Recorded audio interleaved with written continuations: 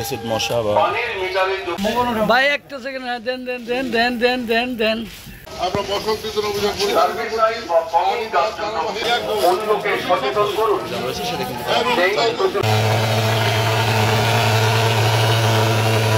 আমরা মনে করি আগামী ফেব্রুয়ারি মাসে নির্বাচন হবে, কিন্তু সেই নির্বাচন নিয়ে দেশের রাজনৈতিক দল, দেশের কিছু কুচক্রী মহল যারা ভারতের কাছ থেকে টাকা খেয়ে এই দেশে ব্যবসা বাণিজ্য করে, যারা ভারতের কথা মতো চলে, তারা মিলে আজকে এই নির্বাচনকে বানচাল করার জন্য চক্রান্ত করছে, ষড়যন্ত্র করছে।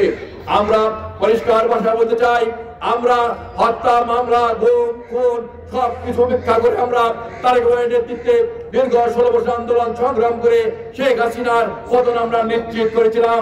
আবার যদি নির্বাচন বানচাল করার জন্য চক্রান্ত ষড়যন্ত্র করা হয়, আমরা তারেক রহমানের নেতৃত্বে আবারও রাজপথে নেমে সকল চক্রান্তকারীদেরকে এই দেশ থেকে বিতাড়িত করে মানুষের দাবি আদায় করবই করবো।